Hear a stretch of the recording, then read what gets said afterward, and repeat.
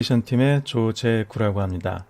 오늘 AWS 클라우드 보안이란 주제를 가지고 프레젠테이션을 진행하도록 하겠습니다.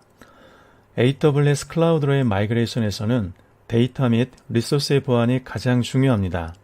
이 과정에서는 현재 보안 상태를 개선하는 데 사용할 수 있는 AWS 서비스를 소개합니다. 또한 AWS 클라우드에서 보안 접근 방식을 계획하는 데 도움이 되는 다양한 보안 설계 원칙과 AWS 보안에 대한 지식을 넓히는 데 활용할 수 있는 리소스에 대해서 알아보도록 하겠습니다. 우선 AWS 클라우드에 대한 이점을 보도록 하겠습니다. 모든 유형, 규모 및 산업의 조직이 데이터의 백업, 재복구, 이메일, 가상 데스크탑, 소프트웨어 개발 및 테스트, 데이터 분석, 고객 대상 웹 어플리케이션 등 다양한 사용 사례의 클라우드를 사용하고 있습니다. 클라우드 컴퓨팅을 사용하면 향후 최고 수준의 비즈니스 활동을 처리하기 위해 리소스를 사전에 미리 오버해서 프로비전할 필요가 없습니다. 대신 실제로 필요한 만큼 리소스를 프로비전하면 됩니다. 비즈니스 요구가 변화함에 따라 이러한 리소스를 확장하거나 축소하여 용량을 즉시 늘리거나 줄일 수 있습니다. 클라우드에서는 단 몇 분 만에 기술 서비스를 배포할 수 있으며 이전보다 몇백 배나 더 빠르게 아이디어를 구현할 수 있습니다. 이를 통해 자유롭게 실험하고 새로운 아이디어를 테스트하여 고객 경험을 차별화하고 비즈니스를 혁신할 수 있습니다. 또한 몇 분 만에 새로운 지리적 리전으로 확장하고 전 세계에 배포할 수도 있습니다. 예를 들어 AWS는 전 세계 인프라가 있으므로 사용자는 클릭 몇 번으로 여러 물리적 위치에 애플리케이션을 배포할 수 있습니다. 애플리케이션을 최종 사용자와 근접하게 배치하면 지연 시간이 단축되고 사용자 경험이 향상됩니다. 또한 클라우드 컴퓨팅의 가장 큰 장점 중 하나는 사용량에 따라 비용을 지불하는 것입니다. 따라서 본격적인 약정 없이 시스템을 테스트하고 활용할 수도 있습니다. 이러한 서비스는 언제든지 사용을 중지할 수 있으며 필요에 따라 전술을 변경할 수도 있습니다. AWS는 인프라를 보호하고 강화하기 위해 물리적인 수단, 운용상의 방법, 소프트웨어 측면의 수단까지 포괄적인 접근 방법을 활용하고 있습니다. AWS에서 보안을 구현하는 방법을 좀 더 자세하게 알아보도록 하겠습니다. 자, 여러분이 AWS 사용을 시작하려면 먼저 AWS 계정을 생성해야 합니다.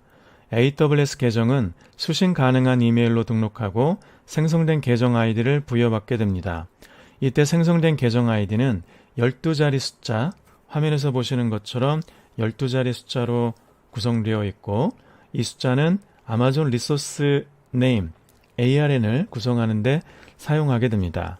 즉, 아마존 심플 스토리지 서비스인 아마존 S3의 버킷, 아마존 일래스틱 컴퓨팅 클라우드의 아마존 EC2 인스턴스 또는 AWS IAM 서비스와 같은 리소스를 참조하는 경우 계정 아이디를 사용하여 사용자의 리소스와 다른 AWS 계정의 리소스를 구분하는 데 사용하게 됩니다. AWS 계정은 컴퓨팅, 네트워킹 및 데이터 스토리지 자산이 생성되는 논리적인 컨테이너라고도 할 수 있습니다. 결제도 AWS 계정에서 연동됩니다. 계정을 설정하고 리소스를 연결한 후에는 이러한 리소스를 보호하는 방법을 반드시 알아야 합니다. 먼저 클라우드의 몇 가지 보안 설계 원칙을 통해 그 방법을 알아보도록 하겠습니다. 이 슬라이드는 AWS 공동 책임 모델에 대한 간략한 개요를 제공합니다. AWS는 AWS 클라우드의 모든 서비스를 실행하는 글로벌 인프라를 보호할 책임이 있습니다. 이러한 인프라는 AWS 서비스가 운영하는 하드웨어, 소프트웨어, 네트워킹 및 시설로 구성됩니다. AWS 고객은 AWS 클라우드에서 가상 서버, 스토리지, 데이터베이스 및 데스크탑을 안전하게 프로비저닝할 수 있습니다. 이 프로세서에서 고객은 AWS 클라우드에서 생성한 데이터, 운용체제, 네트워크, 플랫폼 및 기타 리소스를 안전하게 보호할 책임이 있습니다. 고객은 클라우드에서 데이터의 기밀성, 무결성 및 가용성을 보호할 책임이 있습니다. 또한 클라우드에서 워크로드의 특정 비즈니스 및 또는 규정 준수 요구사항을 충족해야 합니다. 만일 고객께서 S3를 사용한다고 가정해 보겠습니다. S3를 운영하는 내부에서 사용하는 물리적인 시스템들은 저희가 책임을 지고 관리해야 합니다. 하지만 고객께서 S3에 사진 파일을 올려놓고 이 사진을 친척에 보여주고 싶어서 퍼블릭 액세스를 한다고 가정했을 때 고객은 본인의 친척에게만 사진을 보여줄 수 있다고 생각했지만 실제로는 인터넷에 연결된 모든 사용자들이 사진을 볼 수 있는 환경을 제공한다는 것을 인지하지 못하는 것은 고객의 책임입니다. 고객께서는 정확하게 퍼블릭 액세스 때에 인지하시고 있어야 하며 가능하면 퍼블릭 액세스를 사용하지 않도록 구성해야 하고 누출돼서 안 될 자료라고 한다면 반드시 암호화를 하시는 등의 대비를 해야 합니다. 즉 고객의 책임 영역에 있는 모든 보안 요소들을 찾아서 보안에 문제가 발생하지 않도록 철저한 대비가 필요합니다. 이 프레젠테이션에서는 AWS가 어떻게 클라우드의 보안을 처리하고 고객이 어떻게 클라우드에서의 보안을 관리하는지 살펴보게 됩니다. 그럼 AWS 보안 설계 원칙의 개요부터 살펴보겠습니다. 이런 원칙은 AWS 클라우드에서 보안 접근 방식을 계획하는 데 도움이 됩니다. 첫 번째로 최소 권한의 원칙을 적용해야 합니다. 최소 권한 및 강력한 인증 원칙에 따라 조직의 보안 문화를 조성해야 합니다. 실제로 필요로 하는 사용자에게만 데이터 및 기타 리소스에 대한 액세스 권한을 부여해야 합니다. 먼저 모든 리소스에 대한 액세스를 거부한 후 필요에 따라 직무 역할별로 액세스 권한을 부여할 수 있습니다. 보안 모범 사례로서 AWS 리소스와의 각 상호작용별로 적절한 권한 부여를 통해 업무를 분리합니다. 권한 관리를 중앙 집중화하고 장기 자격 증명에 대한 의존도를 낮추거나 없애면 공격 대상 영역을 줄일 수 있습니다. 장기 자격 증명이란 쉽게 패스워드를 변경하지 않고 오랫동안 사용하는 것을 의미합니다. 두 번째 원칙은 추적 기능을 활성화하는 겁니다. AWS에서는 환경에서 수행되는 작업과 변경사항을 실시간으로 모니터링 및 알림, 그리고 감사할 수 있습니다. AWS는 환경에서 발생하는 사건을 거의 실시간으로 파악하기 위해 활용할 수 있는 기본 로깅 및 서비스를 제공합니다. 보안 관련 활동을 포괄적으로 파악하기 위해 이러한 도구를 기존 로깅 및 모니터링 솔루션에 통합하여 사용할 수 있습니다. 배포되고 운영되는 워크로드를 파악하게 되면 보안 표준에서 요구하는 보안 거버넌스 수준으로 환경이 운영되고 있는지 항상 감시하고 보정할 수 있습니다. 세 번째 원칙은 모든 계층을 보호한다는 겁니다. 하나의 외부 계층 보호에만 초점을 맞추기보다는 다른 보안 제어 기능을 통해 심층적인 방어 접근 방식을 적용합니다. 즉, 네트워크, 애플리케이션, 데이터 스토어 등 모든 계층의 보안을 적용합니다. 예를 들어 애플리케이션을 통해서 데이터에 접근하는 하나의 예를 들어보겠습니다. 이때 애플리케이션에서는 강력한 인증을 설정해야 합니다. 주기적으로 암호를 교체하도록 설정하고 암호는 예측할 수 없는 암호를 사용해야 합니다. 그리고 데이터에 접근하는 사용자가 신뢰할 수 있는 네트워크 경로를 통해서 액세스한 사용자인지 정확하게 확인한 후 암호화된 데이터에 접근해서 복구할 키에 액세스하여 암호화된 데이터를 처리하도록 구성해야 합니다. 이처럼 한 부분만 보안을 고려하지 말고 여러 부분의 보안을 반드시 적용해야 합니다.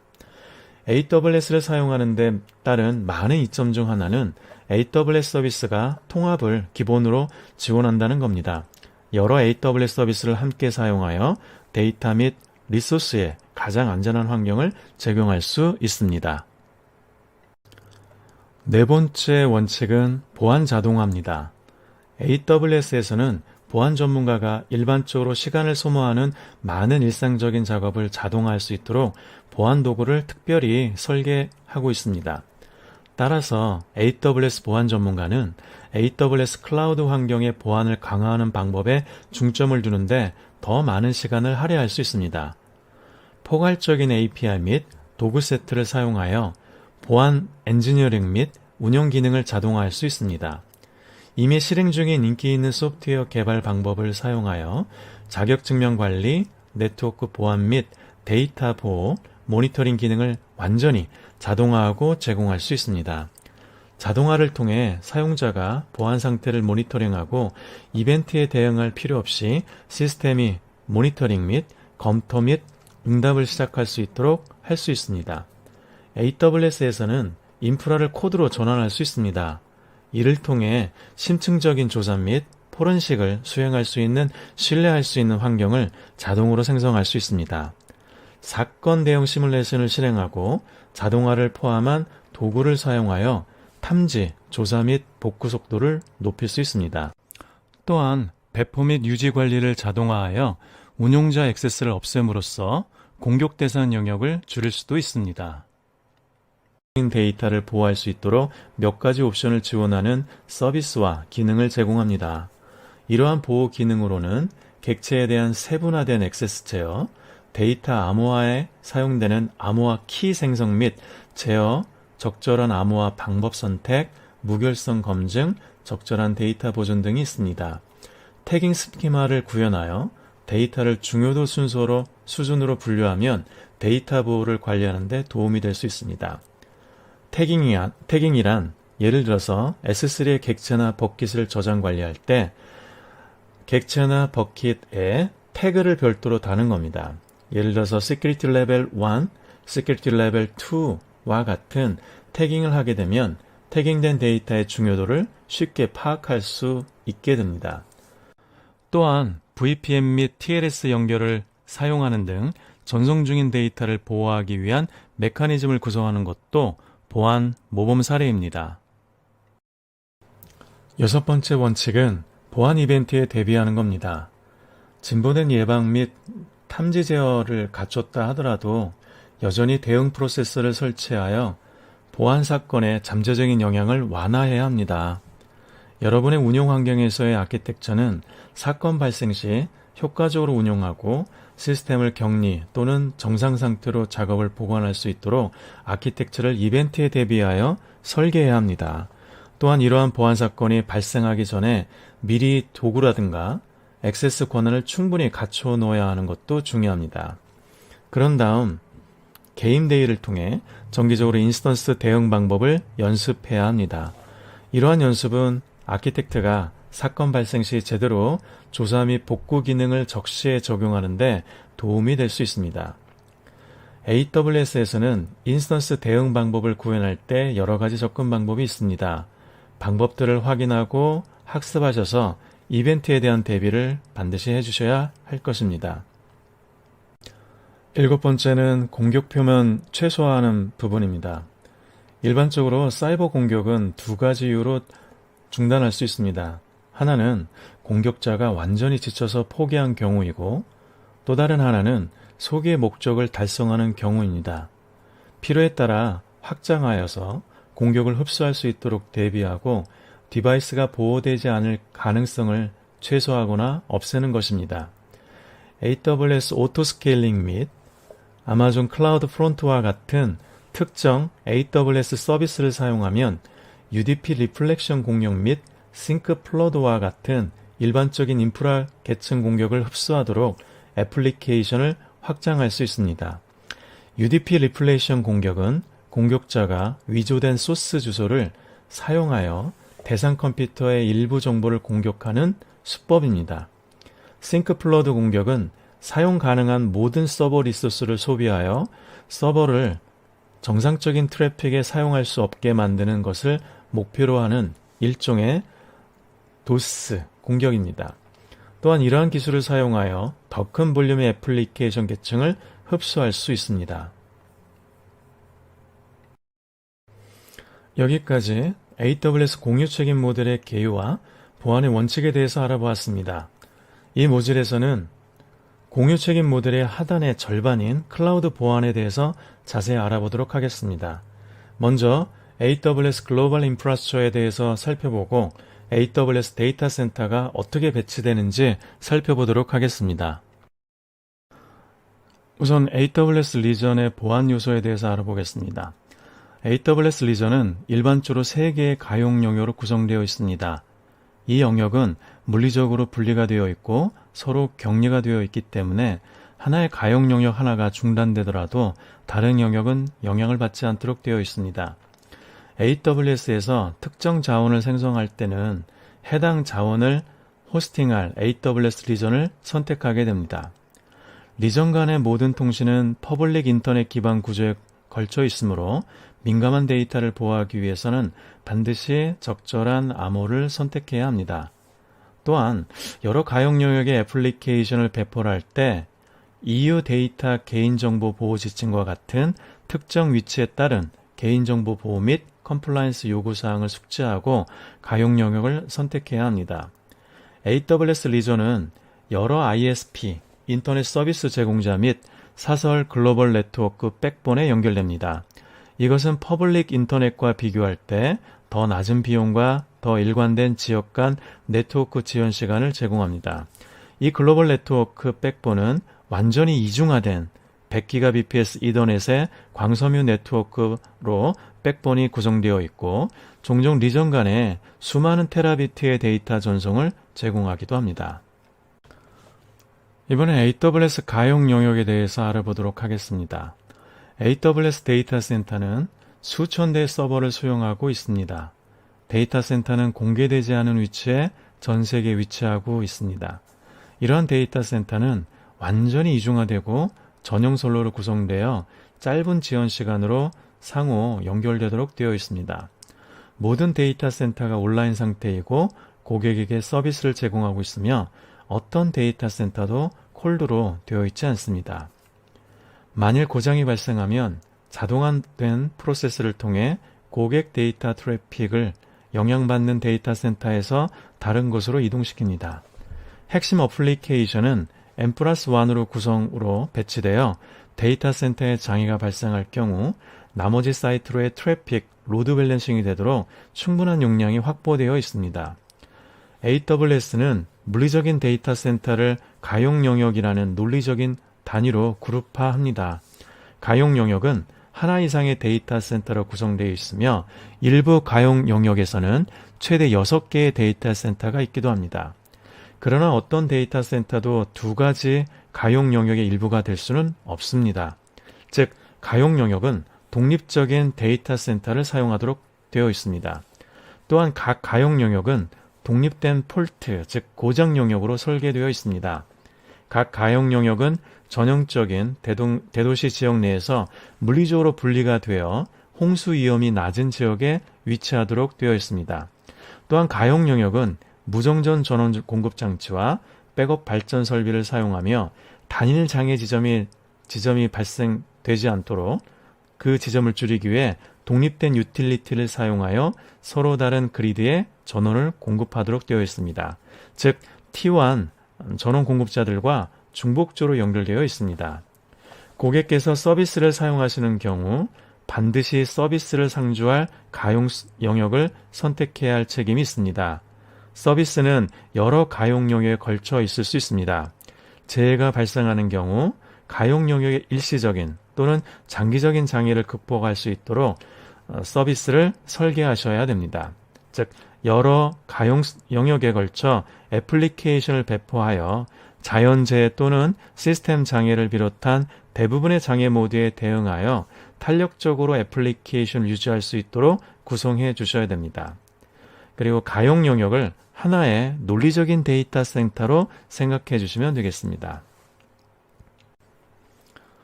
다음은 데이터 센터 보안에 관련된 부분입니다. AWS 데이터 센터의 물리적인 보안은 주변 계층에서 시작이 됩니다.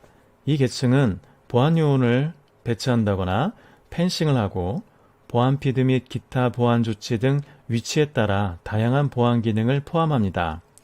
환경 계층은 데이터 센터를 구축할 부지 선정과 건설에서 운영과 지속 가능성에 이르기까지 환경적인 고려에 전념하는 계층이 되겠습니다. 인프라 계층은 데이터 센터를 구축과 이를 계속 실행하는 장비 및 시스템을 말합니다. 그리고 마지막으로 데이터 계층은 고객 데이터를 보관하는 유일한 영역이기 때문에 가장 중요한 보호 지점이 될 수 있습니다. 이 보호를 하기 위해서는 우선 액세스를 제한하고 각 계층에 대한 권한 분리를 유지하는 것으로 시작이 됩니다. 또한 AWS는 위협 탐지 장치와 시스템 프로토콜을 배치하여 안전하게 유지 관리하도록 하고 있습니다.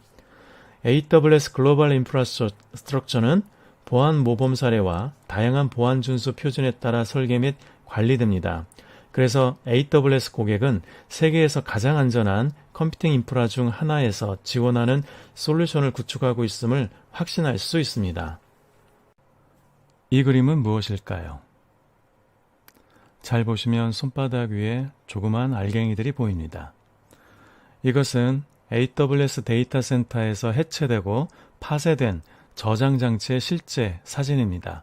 스토리지 기기, 즉 저장 장치가 내용 연수의 끝에 도달하면 AWS는 고객 데이터가 허가되지 않은 개인에게 노출되지 않도록 설계된 패로 절차를 구현하게 됩니다. AWS는 패로 과정의 일부로 데이터를 파괴하기 위해 DoD National Industrial Security Program Operation Manual 또는 NIST 800-88에 자세하게 설명된 기법을 사용하게 됩니다. 해체된 모든 자기 저장 장치는 산업표준 방식에 따라 디가우스가 제거되고 물리적으로 파괴되도록 되어 있습니다.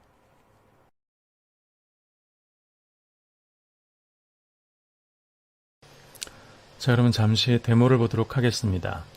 infrastructure.aws라는 이 사이트가 있습니다. 이 사이트는 저희 전 세계 글로벌 인프라를 쉽게 논리적으로 보여질 수 있도록 구성된 사이트입니다. 이 사이트에 접속하셔서 전체 내용을 한번 보시죠. 자, 이것에서는 이제 글로벌 인프라라든가 또 리전, 가용 영역 등을 클릭해서 확인해 볼 수 있습니다. 그래서 글로벌 인프라를 선택하게 되면 기본적으로 가용 영역이라든가 또 데이터 센터, 팝 등에 대해서 구성되어 있는 걸 보실 수가 있고요. 리전을 선택하게 되면 리전, 전 세계 리전, 현재 리전에 대한 정보를 볼 수 있습니다. 해당되는 리전을 클릭하게 되면 그 리전이 몇 개의 가용용으로 구성되어 있는지, 어디에 있는지 그런 것들을 쉽게 확인이 가능하도록 되어 있고요. 가용 영역을 클릭하시게 되면 가용 영역, 특정 리전의 가용 영역이 몇 개 구성되어 있는지도 확인이 가능합니다. 또 얼마 전에 추가된 로컬 존이라고 하는 영역도 확인해 보실 수가 있고요. 다음에 팝이라고 하는 리전 외에 또 추가적인 시설물들에 대해서 확인해 보실 수도 있습니다. 또 네트워크 부분을 클릭해서 전 세계적으로 어떤 식으로 이제 네트워크가 연결되어 있는지 이런 트래픽의 흐름을 한눈에 볼 수 있도록 이 사이트에서는 기능을 제공해 드리고 있습니다.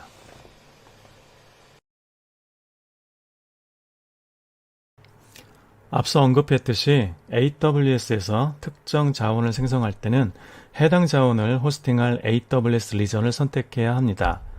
전 세계에는 20개 이상의 지리적 리전이 있는데 문제는 어떤 리전을 선택해야 하는지 어떻게 알 수 있는가입니다. 그럼 한번 생각해 보도록 하겠습니다. 우리 회사는 대량의 개인 건강 정보를 가지고 일합니다. 이런 유형의 데이터는 미리 정해진 특정 위치에서만 상주하고 처리할 수 있다고 합니다. 자, 이런 경우 리전을 선택하는데 무엇이 기준이 될까요? 네, 바로 규정 준수입니다. AWS 리전을 선택하는 데 있어 중요한 요소는 규정 준수입니다. 예를 들어 데이터가 특정 국가에 위치하거나 특정 국가에 복제되어야 하는 경우 규정 준수 요구사항이 있을 수 있습니다. 의료, 금융 및 교육산업과 관련된 애플리케이션은 특히 특정 준수 요건을 준수해야 합니다. 고객 데이터가 한 위치에서 다른 위치로 이동할 때 각 국가는 고유한 보안 및 규정 준수 규칙을 가지고 있다는 것을 반드시 확인하고 리전을 선택해야 합니다. 자, 그럼 다음을 보죠. 소프트웨어 QA팀에 따르면 빠른 응답 시간은 새로운 애플리케이션의 최우선 요구사항이며 최종 사용자 만족도에도 매우 중요하다라고 합니다. 그럼 여기서의 팩트는 뭘까요? 네, 바로 고객 지원 시간입니다. 규정 준수가 요인이 아닌 경우 기본은 고객 또는 최종 사용자와 가까운 AWS 리전을 선택하는 것입니다. 예를 들어 대부분의 사용자가 한국에 있다고 가정해 봅시다. 이 경우 싱가포르 리전보다 서울 리전을 선택하여 애플리케이션을 배치하는 것이 더 나을 수 있을 것입니다. 그러면 네트워크 지연 시간이 가장 짧고 가장 빠른 응답이 발생할 수 있기 때문이죠. 다음 예를 보죠. 올해 우리 예산은 작년보다 줄어들었습니다. 향후 새로운 애플리케이션을 위해 컴퓨팅 리소스를 더 많이 절약해야 합니다. 라고 하는 요구사항이 있습니다. 여기서의 고객의 요구사항은 무엇일까요? 네, 바로 비용이죠. AWS 리전 간 가격은 국가별로 규정이 다르기 때문에 차이가 있습니다. 예를 들어 전기비용과 같은 자본 및 운용비용은 지리적 위치에 따라 다릅니다. 예를 들어서 독일 프랑크푸르트의 M3.Raj EC2 인스턴스의 비용은 미국 버지니아의 동일한 인스턴스보다 10% 이상 더 비쌉니다. 이 예에서 보듯이 리전별로 서비스 비용이 다르다는 것을 이해하시고 보다 최적화된 비용을 선택할 수 있도록 적절한 리전을 선택할 수 있습니다. 정리하면 업무 환경을 구현하기 위해 선택해야 할 리전은 규정 준수, 최종 사용자와의 가까운 거리, 리전 간의 다른 비용 등을 고려하셔서 최적에 맞는 리전을 선택하도록 해야 할 것입니다. 지금까지 AWS 클라우드의 AWS 공동 책임 모델과 보안 설계 원칙을 살펴보았습니다. 여러 고려사항에 따라 리전을 선택하는 기준도 검토해 보았습니다. 다음으로 귀하의 보안 태세는 어떻습니까? 라는 질문에 대해 생각해 보아야 합니다. 이 질문에 답하기 위해 현재 보안 수준을 살펴보고 AWS가 보안 태세를 개선하도록 어떻게 지원할 수 있는지 알아보도록 하겠습니다. 이 슬라이드에는 보안 태세를 개선하기 위해 살펴보아야 할 주요 보안 영역이 나와 있습니다. 첫 번째로 보안 태세를 검토할 때는 인증을 가장 먼저 살펴보는 것이 바람직합니다. 이는 귀하는 누구입니까? 라는 질문에 답하기 위한 단계입니다. 즉 아무나 AWS 서비스에 접근해서는 안 될 것입니다. 명확하게 인증된 사용자만이 서비스를 사용할 수 있도록 인증 단계를 반드시 거치도록 해야 됩니다. 자, 그럼 인증을 처리하는 AWS 서비스 중 하나를 살펴보도록 하겠습니다. 자, 그럼 인증에 대해서 알아보도록 하겠습니다. 인증이라는 게 무엇일까요? 인증이라는 것은 저희 서비스를 사용하기 위해서 그 서비스를 사용할 수 있는 사용자가 정확하게 맞느냐라는 것을 확인하는 단계입니다. 가장 일반적으로 많이 확인하는 방법은 그 사용자가 무엇을 알고 있느냐라는 것으로 출발하게 되죠. 그래서 그 사용자의 유저 아이디는 무엇이지? 그 사용자의 패스워드는 무엇이지? 아, 그걸 알고 있구나. 그럼 당신 사용자가 맞네. 이런 방법에서 기본적인 인증을 수행하게 됩니다. 그 인증이 됐다라고 판단이 되면 그 다음부터는 서비스에 대해서 적절한 권한을 부여받아서 서비스를 사용하도록 하는 것이죠. 저희 AWS 계정에는 두 종류의 사용자로 인증을 처리하게 됩니다. 첫 번째는 루트 사용자입니다. 루트 사용자라는 것은 이메일 형식으로 로그인하게 되고요. 그리고 계정 내의 모든 권한을 부여받은 사용자를 루트 사용자라고 이야기를 합니다. 근데 여기에서 루트 사용자는 모든 권한을 부여받기 때문에 상당히 조심스럽게 사용해야 될 사용자가 루트 사용자가 되겠습니다. 무슨 얘기냐면 예를 들어보죠. 특정 기업에 A란 사람이 있고 B란 사람이 있습니다. A란 사람과 B란 사람이 AWS의 루트 계정으로 같은 계정으로 로그인을 하게 됩니다. A란 사람이 EC2 인스턴스를 생성했습니다. 같은 날 같은 시기에 B란 사용자도 A가 EC2 인스턴스를 만드는 걸 보게 됐다는 거죠. 그래? 그럼 B란 사용자가 A가 만든 EC2에 대해서 마음에 안 들어 라고 지워버리겠다. 지울 수 있습니다. 왜냐하면 루트 사용자의 권한으로 둘 다 A나 B나 로그인했기 때문에 그런 거죠. 즉 여기서의 주안점은 A든 B든 하나의 루트 계정의 사용자로 로그인하게 되면 모든 권한을 부여받기 때문에 권한을 통제할 수 없는 문제가 발생할 수 있습니다. 자, 이런 경우 저희 루트 사용자보다는 IAM 사용자로 별도로 부여해서 세부적인 권한을 제어하도록 권하고 있습니다. 그 루트 사용자가 아닌 다른 방법은 IAM 사용자입니다. IAM 사용자는 계정 내에 IAM 서비스라고 하는 서비스를 통해서 사용자들을 만들 수 있습니다. 여러 사용자를 만들고 각각의 사용자로부터 권한을 따로 부여해서 운용할 수 있다는 거죠. 그러니까 방금 전의 사례처럼 A란 사용자를 별도로 만들고 그 사용자는 오로지 EC2만 사용하고 다른 서비스를 사용할 수 없어 라고 권한을 부여하고요.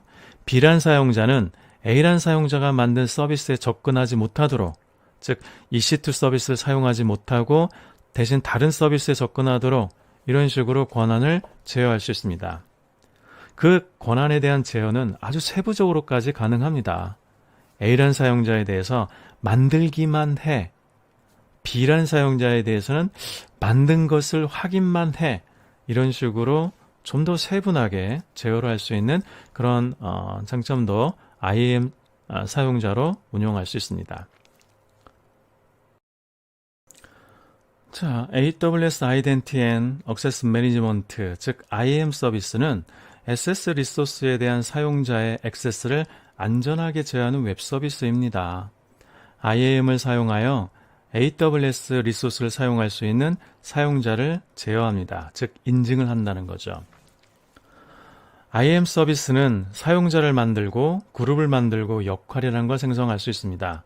여기서 사용자를 만들게 되면 그 사용자에 대해서 접속하는 방법에 따라서, 자원에 접근하는 방법에 따라서 콘솔로 접속했다. 그러면 사용자 이름과 암호라는 방법으로 콘솔에 접근하도록 되어 있고요.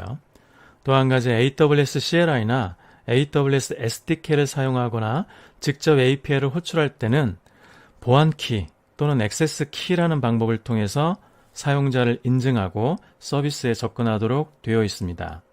그래서 특정 유저 아이디 패스로 로그인했다. 그 사용자가 맞아요.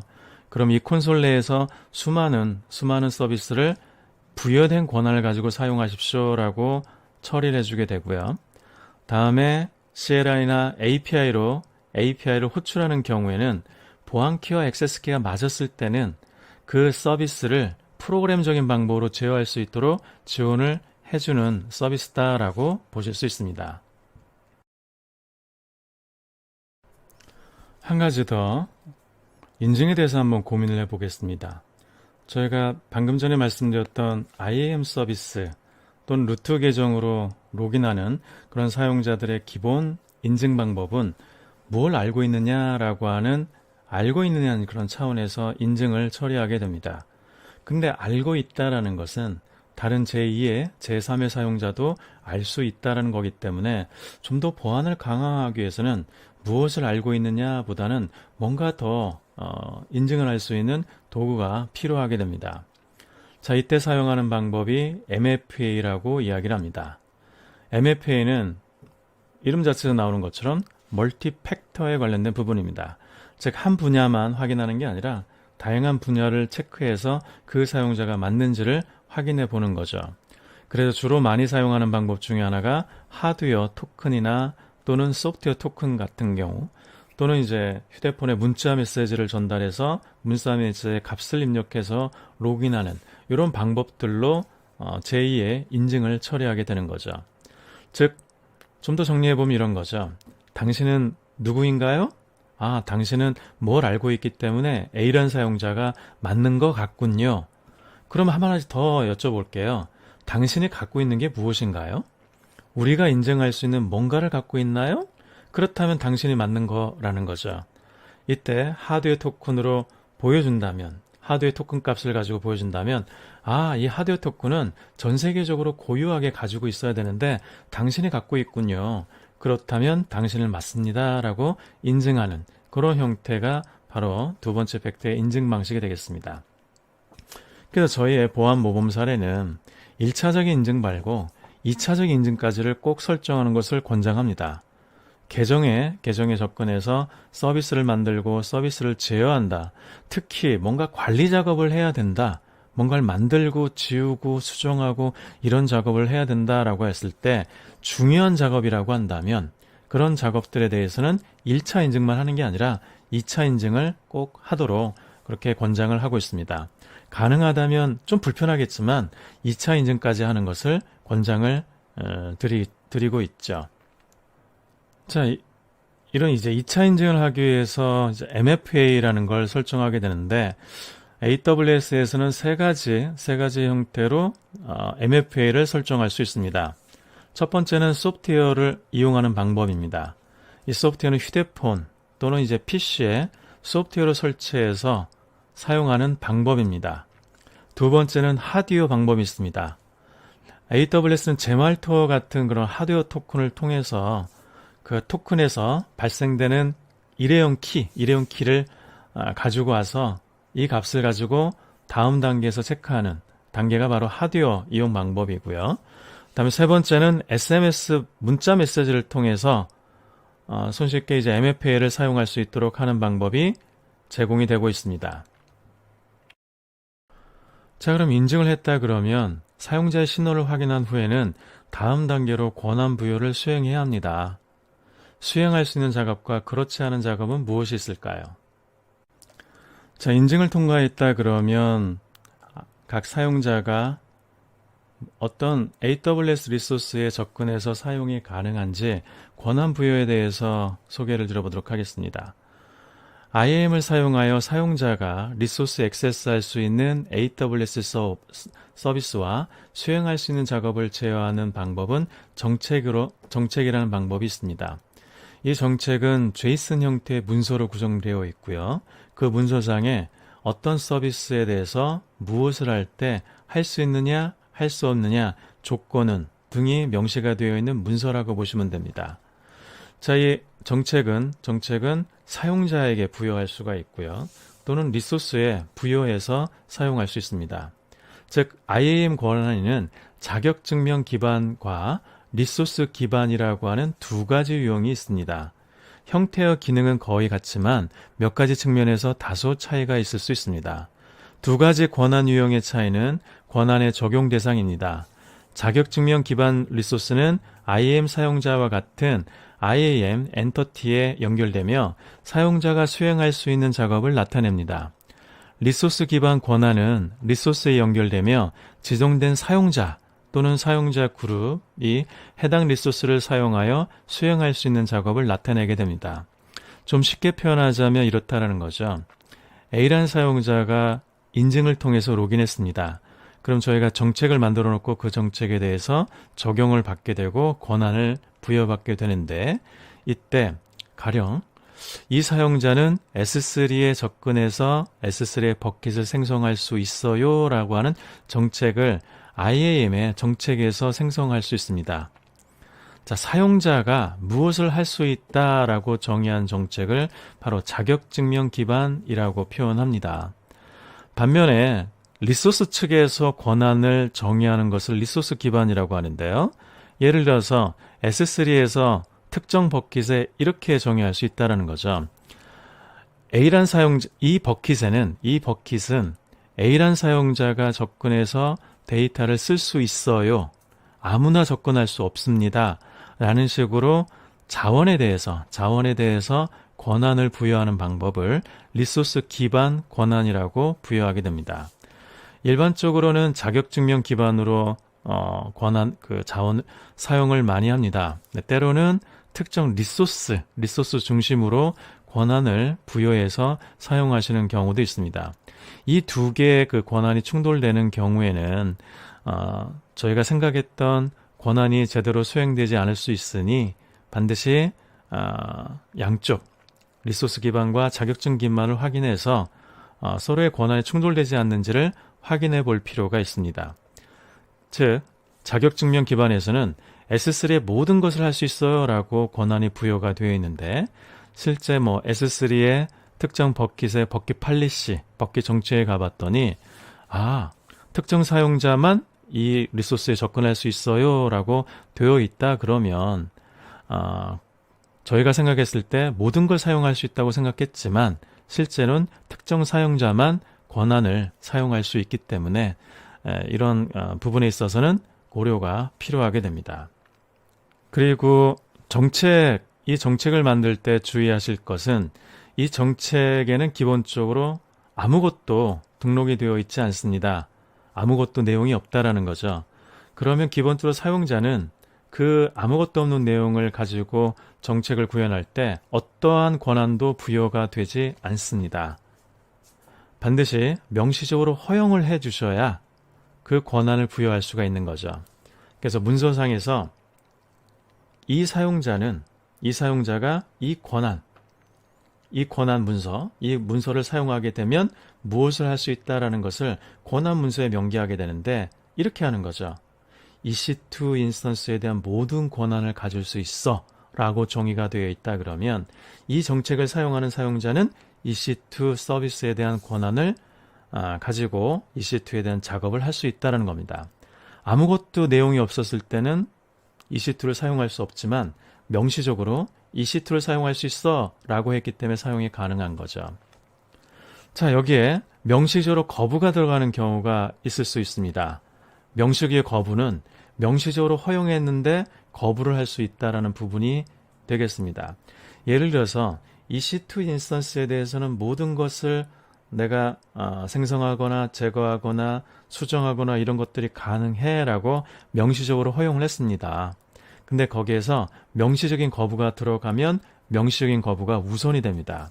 즉 EC2 인스턴스에 대해서는 지우지 마 라고 거부가 들어가면 아무리 명시적으로 허용했지만 명시적인 거부가 우선이기 때문에 EC2 인스턴스에 대해서는 삭제할 수 없는 그런 권한을 부여받게 됩니다. 그래서 이 권한이라는 것을 부여할 때 가장 고민하셔야 되는 것은 기본적으로 모든 것이 거부가 되어 있고 명시적으로 허용되어야 된다는 거, 그리고 명시적으로 허용이 되어 있지만 명시적으로 거부하면 거부가 우선이다라는 것을 생각해 두셔서 권한을 부여를 해 주셔야 되겠습니다. 자, 그럼 이 과정을 한번 데모를 통해서 한번 보여주도록 하겠습니다. 지금 화면에서 보시면 로그인 화면이 보입니다. 계정에 로그인하기 위한 화면이죠. 이때 말씀드렸던 것처럼 루트 사용자나 또는 IAM 사용자로 로그인할 수 있습니다. 루트 사용자로 로그인하기 위해서 이메일 어드레스를 사용해야 합니다. 자, 이렇게 이메일 어드레스를 사용을 해야 되고요. 그런 다음에 다음이라고 누르게 됩니다. 그럼 사용자 패스워드를 물어보게 됩니다. 그럼 패스워드를 입력해 주게 되죠. 자, 패스워드를 입력하고 로그인 하겠습니다. 자, 이렇게 하면 루트 계정으로 로그인을 하게 됩니다. 지금 사용자는 루트 계정입니다. 그렇기 때문에 모든 권한을 가질 수 있는 사용자다라고 이해를 해주시면 됩니다.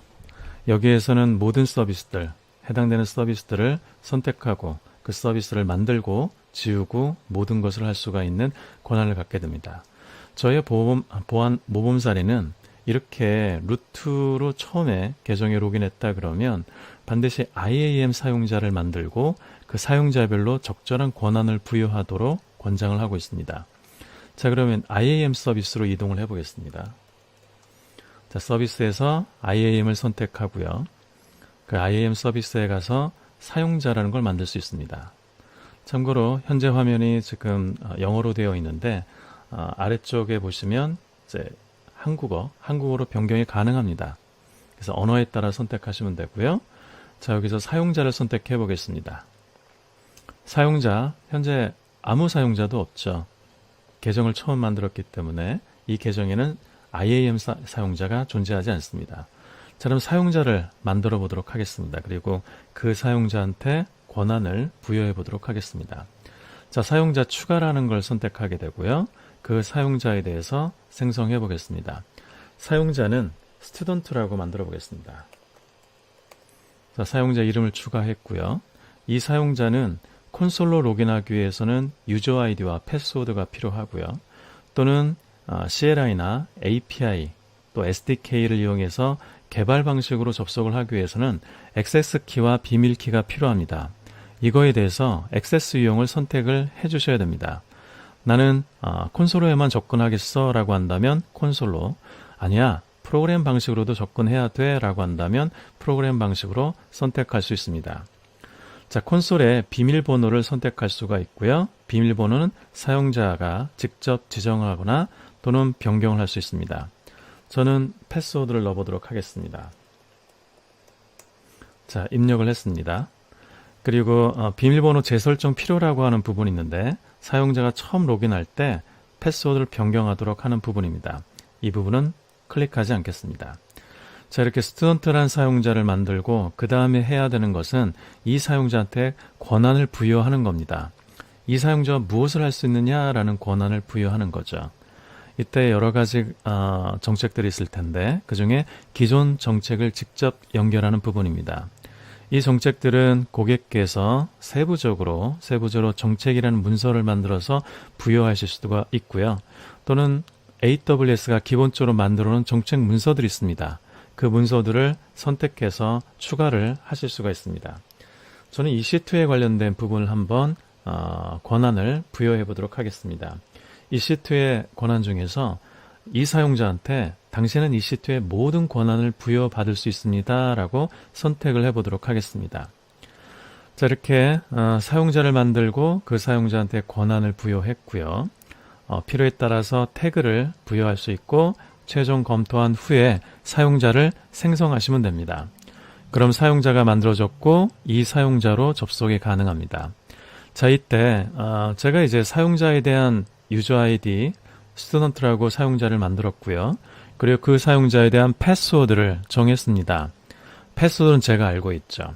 자, 사용자가 만들어지면 이 사용자는 저희는 CLI나 API, SDK로 접속할 수 있도록 키라는 걸 만들 수 있다고 말씀드렸는데 화면에서 보시는 것처럼 액세스 키와 비밀 액세스 키가 자동으로 만들어지는 걸 볼 수 있습니다.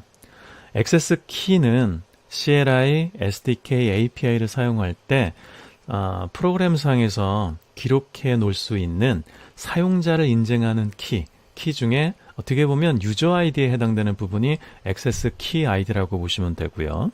비밀 액세스 키는 이것은 일종의 패스워드와 같은 개념으로 볼 수 있습니다. 그래서 표시라고 하게 되면 이렇게 비밀 액세스 키가 보이게 되죠. 자, 이 키는 패스워드입니다. 그래서 처음에 만들어질 때만 보이게 되고 그 다음부터는 이 비밀 액세스 키를 볼 수가 없습니다. 그래서 이 비밀 액세스 키와 비밀 액세스 키는 다운로드 해 놓으시거나 또는 특정 이제 이메일로 전송해서 비밀 액세스 키를 사용할 수 있도록 해 주셔야 될 것 같습니다. 자, 이렇게 해서 최종적으로 사용자가 생성된 걸 보실 수가 있고요. 그 사용자를 클릭하게 되면 그 사용자가 현재 어떤 권한이 있느냐, 이 사용자는 EC2에 대한 풀 액세스 권한을 갖고 있다라는 걸 볼 수가 있고요. 다음에 이 사용자에 대한 보안 자격증명은 방금 말씀드렸던 액세스 키가 보이고 비밀키는 보이지 않는 것을 알 수가 있습니다. 여기서 이 사용자에 대한 패스워드도 또한 변경이 가능합니다. 그래서 콘솔 비밀번호라고 나와 있는 이 부분에 지금 입력한 이 사용자의 패스워드를 변경할 수가 있죠. 자, 여기서 저는 지금 이 데모를 보여드리면서 치명적인 실수를 했습니다. 어떤 실수냐면 액세스 키를 만들면서 비밀키를 여러분 이 화면상에 노출을 시켰습니다.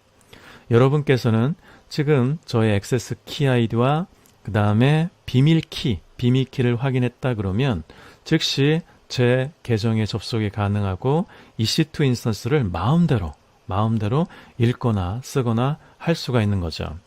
그래서 이런 보안 우려사항이 발생됐다라고 판단이 되면 즉시 이 키를 비활성화하거나 또는 그 키를 제거하는 작업을 해 주셔야 됩니다.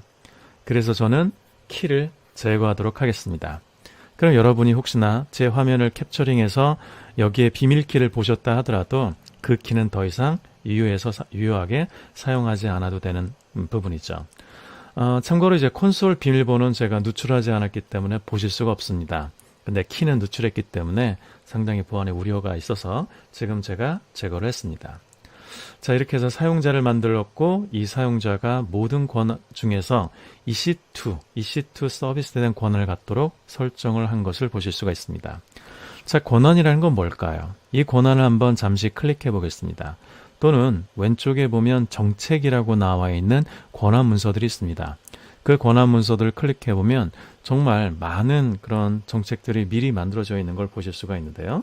그 중에 EC2의 풀 억세스, 방금 제가 선택했던 풀 억세스에 대한 정책을 잠깐 보도록 하겠습니다. 자, 이 녀석을 클릭하게 되면 어떤 서비스를 사용할 수 있다, 어떤 서비스들에 대해서 액세스가 가능하다, 읽기가 가능하다, 이런 설정이 되어 있는 걸 보실 수가 있고요. 여기 보면 제이슨 형태라고 나와 있는 걸 보실 수가 있습니다. 사실 이 정책이라는 것은 문서입니다. 제이슨으로 구성되어 있는 문서죠. 그래서 이 문서상에서 보면 EC2에 대한 서비스에 대해서 허용하겠다. 어떤 자원들, 모든 자원들에 대해서는, 그리고 어떤 서비스에서 허가하겠다. 이런 식으로 명시적으로 권한이 부여가 되어 있는 것을 확인해 볼 수 있습니다. 자, 그러면 저는 지금 EC2 서비스를 사용할 수 있도록 특정 사용자를 만들고 그 사용자한테 너는 EC2를 사용할 수 있다라는 정책을 부여했습니다. 그러면 지금 생성한 IAM 사용자로 다시 한번 로그인해서 실제 EC2 서비스를 생성할 수 있는지, 생성할 수 있는 부분을 한번 확인해 보도록 하겠습니다. 자, 제가 로그인하기 위해서 제 계정의 자격증명을 확인해야 됩니다. 자, 여기에 제 계정에 대한 아이디를 확인해 볼 수 있습니다. 자, 숫자로 구현된 계정 아이디가 보이죠? 자, 계정 아이디로 접속해 보겠습니다. 자, 로그아웃하고 다시 로그인 하겠습니다. 이번에는 루트 계정으로 들어오는 게 아니기 때문에 IAM 사용자를 찍겠습니다.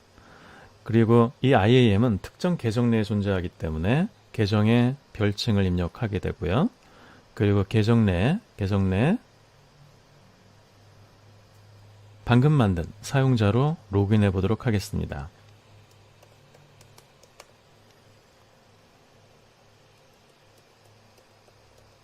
자, 로그인했습니다. 자, 서비스로 로그인했습니다. 특정 사용자로 로그인이 된 걸 오른쪽 상단 위에 이 메시지를 보면 확인할 수 있습니다. 자, 저는 지금 EC2만 사용할 수가 있고 S3는 사용할 수 없습니다. 잠깐 다른 서비스로 한번 이동해 보죠. S3 서비스 이동해 보겠습니다. 자, S3 서비스에 가서 제가 뭔가 만들어 보려고 하는데 화면에 이렇게 표시가 나옵니다. Access Denied라고 떨어지는 걸 보실 수가 있죠. 네, 맞습니다. 저한테는 S3에 접근할 수 있는 권한이 없기 때문에 이와 같이 오류가 떨어지는 걸 볼 수 있습니다. 그러면 EC2 서비스는 어떨까요? EC2 서비스에 접근하면 전혀 서비스에 대한 그런 접근이 안 된다라고 하는 Access Deny 같은 메시지가 보이지 않습니다. 그래서 특정 서비스를 시작하려고 할 때도 전혀 이런 오류 메시지가 발생되지 않는 것을 보실 수가 있죠. 자, 보시는 것처럼 저희가 AWS에서 서비스를 사용하기 위해서는 계정이라는 걸 생성하게 됩니다. 그래서 루트 계정이라는 걸 만들 수가 있고, 그 다음에 IAM 사용자 계정을 만들 수가 있습니다. 다시 한번 정리드리자면 루트 계정은 모든 권한을 갖고 있는 사용자이기 때문에 될 수 있으면 루트 계정으로 작업하는 걸 피하셔야 되고요. 저희가 지금 데모로 보여드렸던 것처럼 EC2 인스턴스를 사용할 수 있도록, 그것만 사용할 수 있도록 특정 IAM 사용자를 만들어서 EC2를 사용할 수 있는 권한을 부여하는 형태로 최소한의 권한을 부여하도록 사용자를 만들어서 관리하는 것을 저희가 보안의 모범 사례로 권장을 드리고 있습니다. 다음 세 번째, 보안 환경에서는 일반적으로 발생하지 않는 인스턴스가 발생할 경우 그 사실을 파악할 수 있어야 됩니다. 어떤 상황인지 확인을 해야 된다는 거죠. AWS는 이를 실현하는 데 도움이 되는 다양한 모니터링 서비스를 제공하고 있습니다. 이러한 서비스 중에 하나를 알아보도록 하겠습니다. 네, 모니터링 서비스로 아마존 클라우드 와치 서비스가 있습니다. 클라우드 와치는 AWS 클라우드 리소스에 대한 모니터링을 제공하는 웹 서비스입니다. 고객에게 자원에 대한 활용, 운영 성과, 또 전반적인 환경 보안에 대한 한눈에 볼 수 있는 가식성을 제공하게 됩니다. 또한 클라우드와치는 기본적으로 AWS 리소스에 대한 사용량에 대한 매트릭스를 캡처하고 확인해 볼 수 있도록 요약해서 보여주게 되지만 또 다른 그 기능으로 다른 로그를 모니터링하고 분석할 수 있습니다. 즉 EC2 인스턴스에 설치되어 있는 소프트웨어의 게스트 OS의 상태, 애플리케이션 및 사용자 지정 로그 파일을 클라우드와치로 라우팅하실 수가 있습니다. 그리고 그 로그 파일을 원하는 기간 동안 지속 가능한 방식으로 저장하고 분석하고 거기에 대한 이벤트를 발생할 수 있도록 제공해주고 있습니다. 즉 예를 들어서 EC2 인스턴스에 아파치 웹이 설치가 되어 있다라고 가령 예를 들어보죠. 웹 서비스는 사용자들이 접근하는 웹 환경을 제공해 줍니다. 사용자에 들어와서 특정 화면에 특정 링크를 클릭했습니다. 그런데 4041호가 떨어졌다는 거죠. 4041호라는 것은 뭔가 이제 웹을 구성할 때 웹 운용자가 뭔가 프로그램 로직을 잘못 짜가지고 4041호가 떨어지는 경우가 발생합니다. 즉 파일이 없다라고 하는 메시지죠. 자, 이런 메시지가 계속 발생이 되면 이것은 웹을 운영하는 환경에서 어떤 품질이 떨어지기 때문에 4045를 모니터링하고 그거에 대해서 빠른 조치를 취할 수 있도록 노력을 해야 됩니다. 자, 그러려면 어떻게 하느냐? 클라우드 와치 에이전트라는 것을 EC2 인스턴스에 설치합니다. 그리고 아파치 웹이 그런 이제 404에 대한 오류가 발생이 되면 에러 로그 파일에 저장하도록 되어 있는데 그 에러 로그 파일들을 에이전트가 모니터링 하도록 하는 거죠. 그리고 에이전트는 로그 파일에 내용이 들어가게 되면 그것을 클라우드와치 로그스로 전달하게 됩니다. 그런 클라우드와치로 메시지가 로그 파일에 들어오게 되면 그것을 일정 기간 동안 저장을 하게 되고요. 그리고 거기에 필터링을 걸 수가 있습니다. 필터를 걸어서 404라고 하는 문자 메시지가 있다라고 한다면 이거에 대해서 몇 번 발생이 되면 이거에 대해서 이벤트를 발생해서 소비자한테 알려주도록 하겠다라고 하는 이 기능을 정의할 수 있습니다. 그래서 웹을 운영하는 관리자들은 그런 404 오류가 많이 떨어져서 웹에 대한 품질이 떨어질 거다라는 것을 미리 확인할 수 있고 빠른 조치를 취할 수 있도록 이런 클라우드와치의 기능을 연동할 수 있습니다. 클라우드와치는 이벤트라는 걸 지원합니다. AWS 리소스의 변경사항을 설명하는 시스템의 이벤트를 스트림으로 거의 실시간 제공하도록 하고 있습니다. 사용자가 설정 가능한 단순 규칙을 사용해서 일치하는 이벤트를 경고하고 그리고 그거에 대해서 어떤 그 대상은 뭐 람다가 될 수도 있고 또 SS나 SQS 같은 저희 쪽의 서비스가 있을 수 있습니다. 즉 그런 서비스로 라우팅을 해서 즉시적인 프로그램을 운용할 수 있도록 처리할 수 있습니다. 즉 방금 말씀드렸던 이 람다라는 것은 하나의 프로그램 자원이라고 보시면 됩니다. 미리 프로그램을 해놓고 그 프로그램을 이벤트에 의해서 동작하도록 하는 거죠. 가령 예를 들어서 S3에 저희가 파일을 올려놨습니다. 그럼 그 파일에 대해서 이벤트를 감지하고 그 파일에 생성됐구나 라고 하는 이벤트를 감지하고 그 이벤트를 람다라고 하는 프로그램 자원에 전달할 수 있습니다. 그러면 람다는 미리 설정되어 있는 프로그램에 의해서 S3에 파일이 올라왔네? 그럼 이 파일을 변환해야지 라고 하는 이벤트 처리 방법을 클라우드와치의 이벤트로서 운용이 가능합니다. 이런 예 말고도 굉장히 많은 예들을 이벤트로 설정할 수 있습니다. 특히나 운영에서 변경이 돼서 발생할 수 있는 문제점들에 대해서 이벤트를 정하고 그 이벤트를 쉽게 빠르게 적용해서 해결할 수 있도록 설정을 하실 수가 있습니다. 가령 예를 들자면 EC2 인스턴스가 죽었다. 그러면 EC2 인스턴스가 왜 죽었느냐? 이거에 대해서 모니터링하고 그리고 이것을 빨리 다른 EC2 인스턴스를 만들어서 대응할 수 있도록 뭔가 프로그램화적인 조치를 취할 수 있도록 이벤트를 정의하실 수가 있습니다. 그래서 대부분의 이제 모니터링, 지금 얼마만큼 사용하느냐라고 하는 모니터링뿐만 아니라 로그에 대한 분석, 다음에 이벤트 이벤트를 인지하고 그 이벤트에 대한 처리하는 이런 전반적인 이제 모니터링 할 수 있는 툴로 클라우드와치 서비스를 이용해 볼 수 있습니다. 특히 이제 보안상에서는 불법적인 그런 지표들이 발견이 됐을 때 즉시 사용자한테 알려서 지금의 상황을 인지하고 조치할 수 있도록 그런 경보의 기능으로도 클라우드와치를 응용을 해보실 수가 있습니다. 앞서서 말씀드렸던 것처럼 기업 내에서 규정 준수는 매우 중요한 요구사항 중에 하나입니다.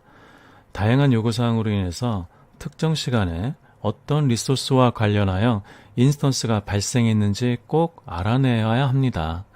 AWS 내부에서 수행한 모든 작업을 고려할 수 있도록 알아내고 확인해야 합니다. 실제로 발생한 인스턴스를 확인하기 위해 어떤 서비스를 사용할 수 있는지 살펴보도록 하겠습니다.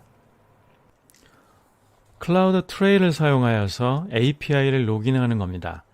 AWS 클라우드 트레일은 사용자 계정에서 이루어진 API 호출을 기록하고 로그 파일을 지정된 아마존 S3 버킷으로 전달하는 웹 서비스입니다.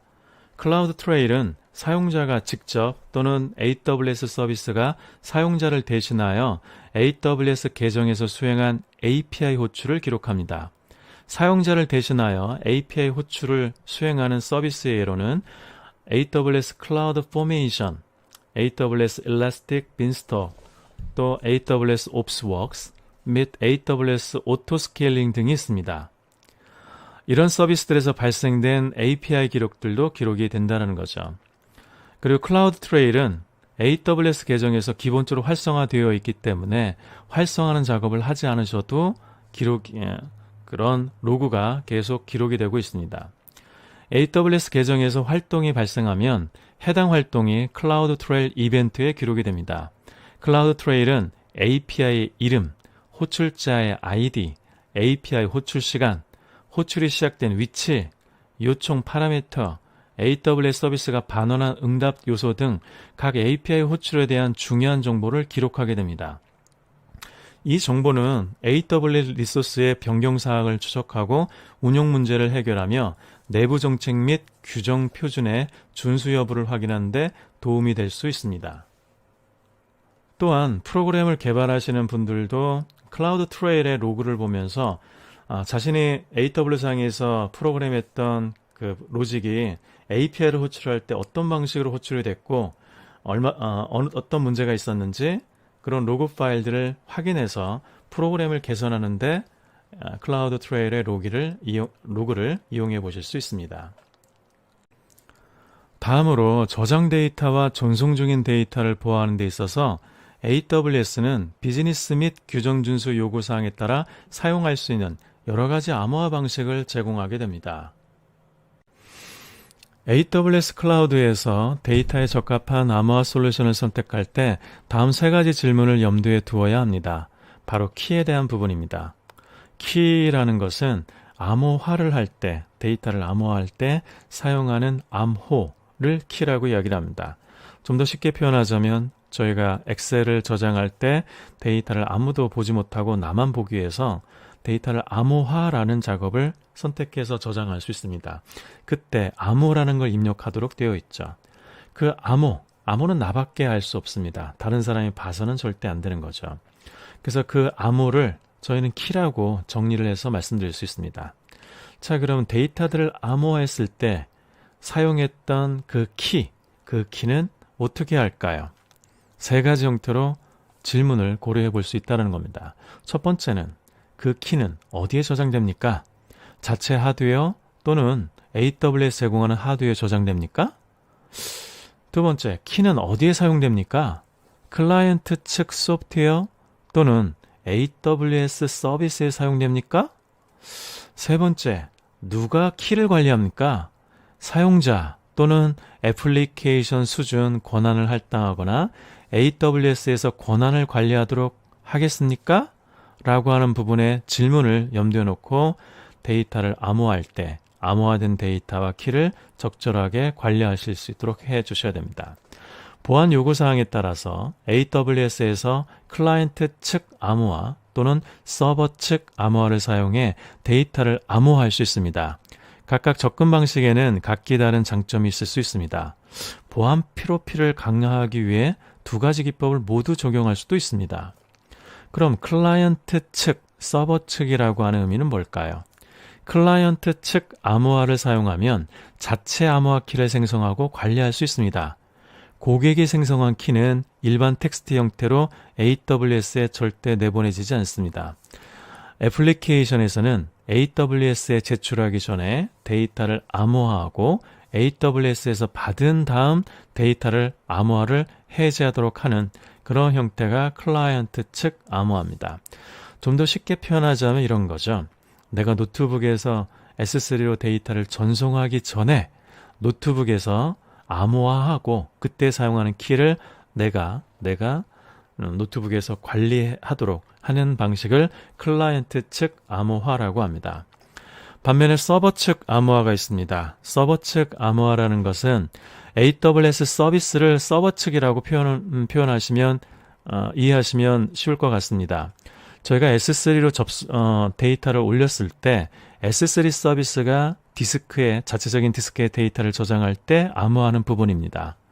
그래서 서버가 데이터를 암호화한다라고 이제 이해를 하시면 되고, 그래서 서버 측 암호화라고 저희는 이름을 부르게 됩니다. 이 서버 측 암호화를 사용하게 되면 클라이언트 측 암호화하고 좀 다르게 AWS상에서 정기적으로 마스터 키를 교체하도록 되어 있습니다. 즉, 이 마스터 키라는 것은 키들을 그대로 저장해서 관리하는 게 아니라 키를 또 암호화해서 키 자체를 암호화해서 관리하도록 합니다. 그래야지 키가 누출됐더라도 키 자체가 암호화되어 있기 때문에 쉽게 풀 수 없도록 하기 위한 목적이죠.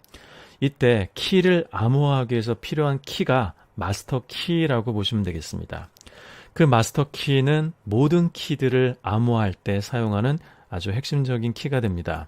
그래서 이 키가 만일 그럴 일은 없겠지만 만일 누출된다 하더라도 그 키를 오랫동안 사용하지 못하도록 하기 위해서 정기적으로 교체하는 작업을 합니다.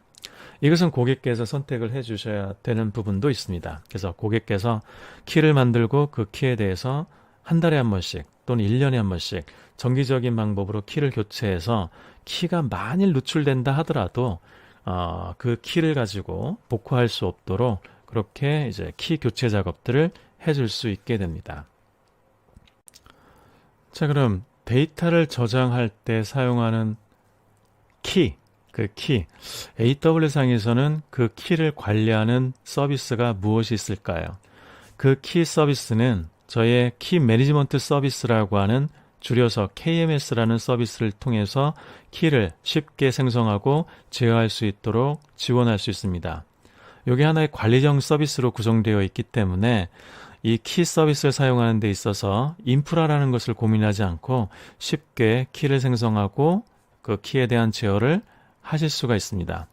이 서비스는 FIPS 140-2 인증 하드웨어 보안 모듈을 사용해서 키의 보안을 유지하도록 되어 있습니다. AWS KMS는 대다수의 AWS 서비스와 통합되므로 이러한 서비스를 통해서 저장하는 데이터를 보호할 수 있습니다. 이것은 키 관리에 봉투 암호화를 사용하는 투티어 키 계층 구조를 사용합니다. 봉투 암호화라는 것은 방금 전에도 소개를 주었지만 저희가 데이터를 암호하기 위해서 필요한 키가 있습니다. 그 키가 데이터 키죠. 그 데이터는 평문으로 되어 있는데 그 평문 데이터를 그대로 관리하기보다는 암호화해서 관리를 해야 됩니다. 그래서 키 자체를 암호화하기 위해서 사용하는 방법으로 마스터 키를 통해서 키를 암호화합니다. 이런 식으로 데이터를 암호화하게 한 키를 한 번 더 암호화해서 관리하는 방식을 이제 봉투 암호화라고 표현하는데요. 이럴 때 마스터 키, 그 마스터 키에 대한 관리를 KMS를 통해서 쉽게 구현할 수 있습니다. AWS KMS는 AWS 엔크립션 SDK와 통합되어서 KMS 보호 데이터 암호화 키를 사용하여 애플리케이션 내 로컬 암호화를 지원하도록 하고 있습니다. 이 단순한 API를 사용함으로써 어디서나 실행하듯 자체 애플리케이션의 암호화 및 키 관리를 빌드해서 사용할 수 있도록 합니다. AWS KMS를 사용하면 키를 중앙 집중식으로 관리하고 안전하게 저장하여 사용할 수 있습니다. 애플리케이션과 지원되는 AWS 클라우드 서비스 내에서 이 키를 사용하여 데이터를 보호할 수 있으며 키가 AWS KMS를 벗어나지 않도록 합니다.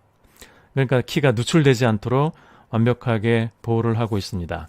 따라서 데이터 키가 손상될 위험이 감소할 수 있습니다.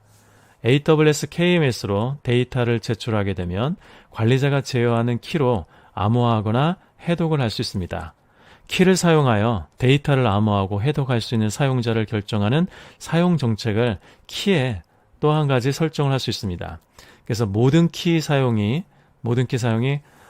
사용자가 쓰는 게 아니라 특정 사용자만이 그 키를 적용할 수 있도록 구분할 수가 있고요. 또 그 키를 사용했을 때 모든 기록이 AWS 클라우드 트레일에 로그화돼서 어떤 사용자가 어떤 키를 언제 사용하는지 쉽게 파악할 수 있도록 추적이 가능하도록 제공해주고 있습니다. 그래서 키를 통해서 내가 데이터를 암호화해서 운영한다라고 했을 때 그 키를 한 번쯤 이제 KMS 서비스를 통해서 관리해보는 부분도 이제 고려해 보실 수 있을 겁니다. 다음은 전송 중의 데이터를 보호를 해야 됩니다. 저희의 대부분의 서비스는 인터넷을 통해서 서비스에 접근하도록 되어 있습니다. 가령 예를 들어서 S3란 서비스에 접근하는 경우 S3에는 데이터를 올리고 또 데이터를 가져오도록 인터넷 기반을 사용하게 됩니다. 인터넷 기반은 무수히 많은 사용자들이 또 알 수 없는 사용자들이 사용하는 공용 공간입니다. 그런 공용 공간에서 내가 전송하는 데이터, 이 데이터에 대해서 나 외에 인증하지 않은 다른 사용자가 그 데이터를 볼 수가 있고 그 데이터에 대해서 감청하고 또 수정, 변조하는 그런 일이 발생할 수 있습니다. 그래서 그런 것들을 원천적으로 방지하기 위해서는 내가 전송하는 데이터에 대해서는 반드시 암호화를 해줘야 될 필요가 있습니다. 자, 암호화하는 데는 TLS 기법을 사용할 수도 있고 또 IPsek을 이용할 수도 있습니다. TLS를 사용하시게 되면 HTTPS라고 하는 프로토콜을 통해서 인증서 기반의 데이터를 암호화해서 전송하게 되는데요. 이때 인증서는 저희 AWS Certification Manager라고 하는 ACM 서비스가 있습니다. 그 서비스를 통해서 인증서를 관리하는 것이 좋습니다.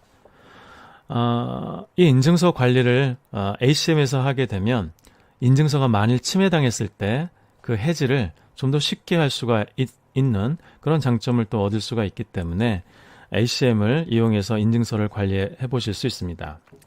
또한 최신 표준 및 보안 사례에 따라서 보안 프로토콜만 허용하여 전송 중 암호화를 적용해야 합니다.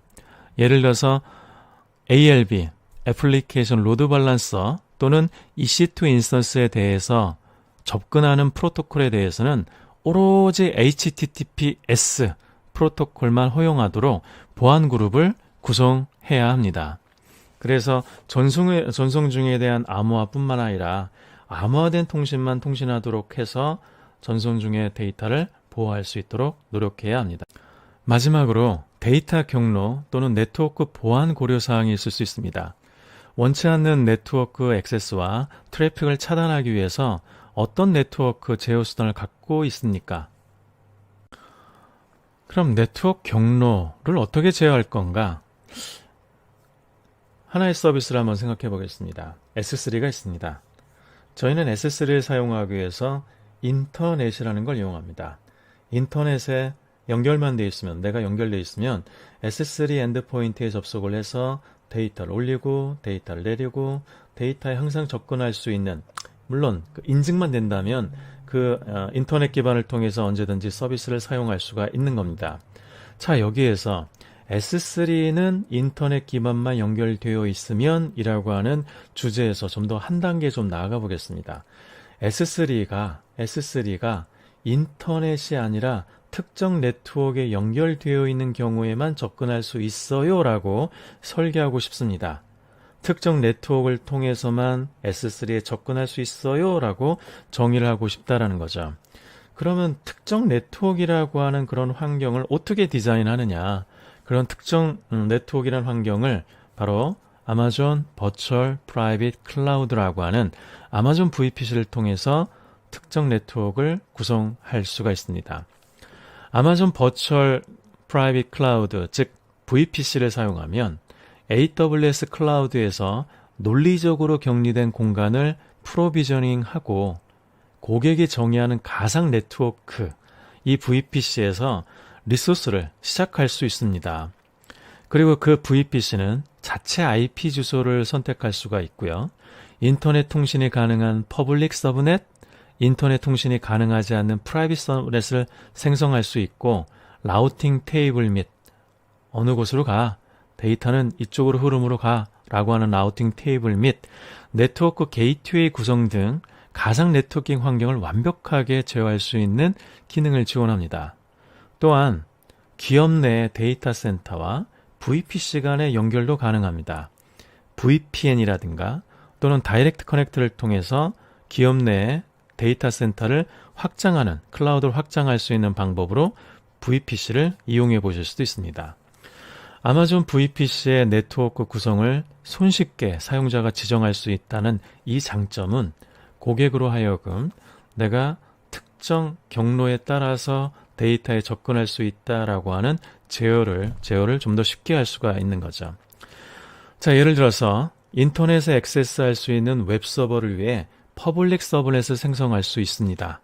그런 다음 인터넷 액세스가 없는 프라이빗 서브넷에 대해서는 데이터베이스나 애플리케이션까지 굳이 인터넷에 연결하지 않아도 되는 그런 서비스들을 프라이빗 서브넷에 배치해서 보안을 좀 더 향상시킬 수 있습니다. 보안에서 가장 좋은 습관 중에 하나는 누출하지 않도록, 누출을 최소화하는 방법입니다. 그러니까 퍼블릭 서브넷에 반드시 해야 될 것은 어쩔 수 없지만 그렇지 않은 서비스들은 굳이 인터넷 공간에 내가 공개할 필요가 없다는 거죠. 특히 데이터베이스나 또는 애플리케이션 서버 같은 그런 백엔드 시스템들은 굳이 인터넷에 공개할 필요가 없습니다. 이런 식으로 제어가 가능하다는 거죠. 그리고 보안 그룹이라든가 네트워크 ACL들, 즉 저희는 방화벽, 가상 방화벽이라고 표현한 이런 것들을 통해서 다양한 보안 계층을 좀 더 쉽게 제어를 할 수 있습니다. 그래서 어떤 IP로 통해서 들어와, 어떤 IP는 들어올 수 없어, 어떤 포트는 통신이 돼, 어떤 포트는 통신할 수 없어, 이런 식으로 좀 더 보안을 상세하게 제어할 수 있는 방법들이 VPC 내 보안 그룹이나 네트워크를 이용할 수 있게 됩니다. 그래서 VPC라는 것은 자신만의 네트워크 공간을 정의하고 네트워크 내에 EC2 리소스와 사용자의 네트워크가 인터넷에 노출될 수 있는 방법을 쉽게 제어할 수 있고요. 또 월등하게 사용할 수 있는 다양한 보안 옵션들을 사용해서 가상 네트워크 내, 즉 VPC 내 EC2 인스턴스에 대한 더 세분화된 방식으로 액세스를 제어할 수 있게 됩니다. 방금 이제 VPC에 대한 보안 기능을 간략하게 이제 말씀드렸는데 좀 더 상세하게 말씀드리자 그러면 서브넷, 라우팅, 또 네트워크 ACL, 또 보안 그룹 이런 부분을 통해서 EC2라고 하는 서비스에 접근하는 보안을 좀 더 세부적으로 제어할 수가 있습니다. VPC에서의 서브넷은 라우팅 테이블과 연결이 됩니다. 라우팅 테이블은 서브넷에 전송되는 모든 네트워크 트래픽을 처리하여 어디로 갈지 대상을 결정하도록 합니다. 라우팅 테이블은 네트워크 트래픽이 향하는 방향을 결정하는 데 사용하는 라우트, 즉 경로라고 부르는 규칙 세트를 포함하도록 하고 있습니다. 처음에 VPC를 생성하게 되면 자동으로 기본 라우팅 테이블이 생성됩니다. 처음에는 기본 라우팅 테이블에 단일 경로, 즉 그 단일 경로는 VPC 내 모든 녀석과 통신하겠다라고 하는 로컬 경로만 포함되어 있고 이 경로는 수정할 수 없습니다. 그래서 이제 VPC에 인스턴스를 만들게 되면 이 인스턴스가 포함되어 있는 서브넷의 라우팅 테이블을 통해서 인스턴스가 네트워크에 대한 흐름을 어디로 전달할 수 있는지 그 흐름을 결정하는 데 사용하게 됩니다. 그래서 라우팅 테이블이 보안에도 중요한 부분은 전송하지 말아야 할 부분에 대해서는 경로를 추가하지 말아야 된다라는 겁니다. 아무나 통신할 수 있어 이렇게 설정하는 게 아니라 반드시 이해하고만 통신해라고 하는 경로 설정을 이용해서 보안을 좀 더 강화할 수 있습니다. 다음 VPC 내 보안 계층을 추가하기 위해 네트워크 ACL을 구성할 수 있습니다. 네트워크 ACL은 서브넷이라고 하는 수준의 트래픽을 제어하기 위해서 방화벽 역할을 하는 VPC의 선택적 보안 계층입니다. 선택적 보안 계층이라는 것은 반드시 설정하는 게 아니라 필요에 따라서 이 서브넷에 있는 통신에 대한 제어를 할 수가 있다는 거죠. VPC에는 수정 가능한 기본 네트워크 ACL이 자동으로 제공이 됩니다. 그 기본 규칙은 모든 인바운드, 모든 아웃바운드 트래픽에 대해서 허용이 되어 있습니다. 내가 수정을 해야 되겠다라고 필요하게 된다 그러면 트래픽을 제어할 수 있도록 특정 IP 주소, 프로토콜, 포트에 대해서 허가나 거부란 규칙을 추가해서 설정을 하실 수가 있습니다. 그리고 참고적으로 이제 이 네트워크 ACL은 트래픽을 허용할 때 그 허용하는 규칙, 그 규칙들이 순서대로 처리하도록 보장이 되어 있습니다. 그래서 네트워크 ACL에서 저희가 규칙을 정의하실 때는 순서도 고려를 해서 서브넷을 설정을 해 주셔야 됩니다. 다음 네트워크 그룹은 인스턴스에 대해서 인바운드, 아웃바운드 트래픽을 제어하는 가상 방화벽 역할을 합니다. VPC에서 인스턴스를 시작하는 경우 인스턴스의 보안 그룹을 정의를 해줘야 됩니다. 그 보안 그룹은 들어오는 트래픽과 나가는 트래픽에 대해서 규칙을 정의하고 그 규칙이 구성된 보안 그룹이라는 것을 특정 인스턴스에 추가해서 방화벽의 보안을 설정하게 됩니다. 참고로 보안 그룹은 상태가 저장됩니다. 허용되는 인바운드 트래픽에 대한 응답은 아웃바운드 규칙과 관계없이 아웃바운드로 흐르는 것이 허용되며 반대의 경우도 이게 가능합니다. 즉 인바운드 설정하고 아웃바운드를 설정할 필요 없이 그냥 한쪽 부분만 설정하시면 다른 쪽 트래픽에 대해서는 자동으로 적용이 된다라고 하는 부분이 바로 이제 상태가 저장된다라는 거죠.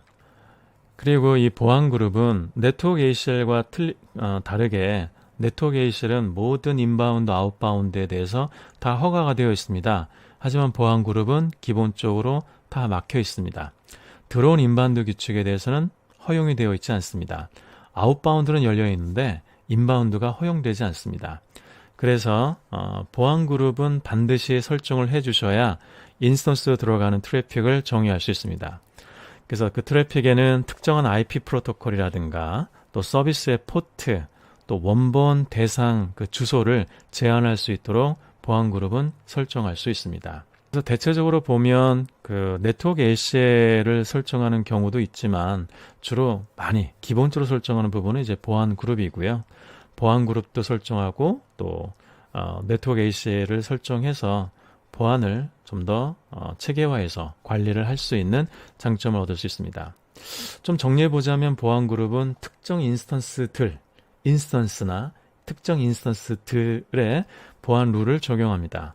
네트워크 ACL은 서브넷 단위에 그 서브넷에 수많은 인스턴스가 있을 텐데 그 서브넷 단위로 들어오는 트래픽과 나가는 트래픽에 대해서 정의를 하게 되는 거죠. 그리고 라우팅 테이블은 어디로 가, 이쪽으로 가 라고 하는 경로 설정을 통해서 허가된 경로로만 전송할 수 있도록 라우팅 테이블을 구성할 수 있습니다.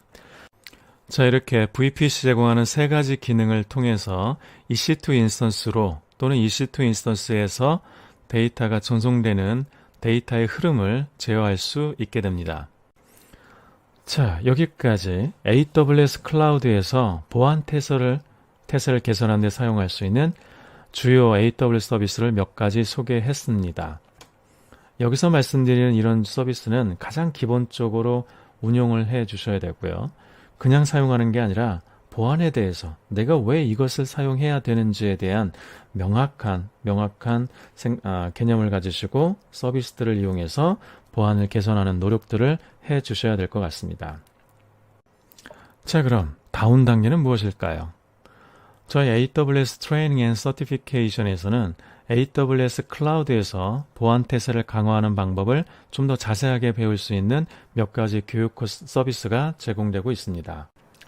저희 교육 과정에는 혼자서 교육을 들어보실 수 있는 디지털 교육 과정이 준비가 되어 있습니다. AWS Security Fundamental이라는 과정이 준비가 되어 있고요. 또는 이제 강의식으로 직접 교육장에 참여해서 전문가로부터 교육을 듣는 전문 교육 과정이 준비가 되어 있습니다. 하루짜리 또 3일짜리 구성되어 있는 과정인데요.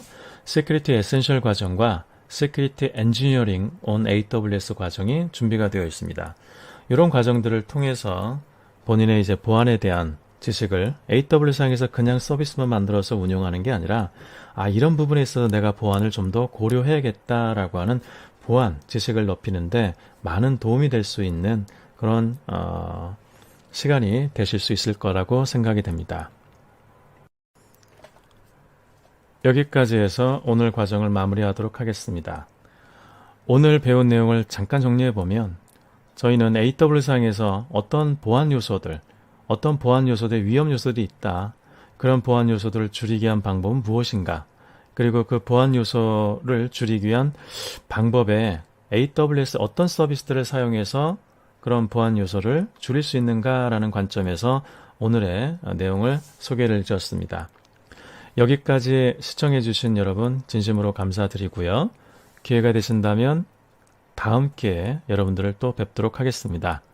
수고 많으셨습니다. 감사합니다.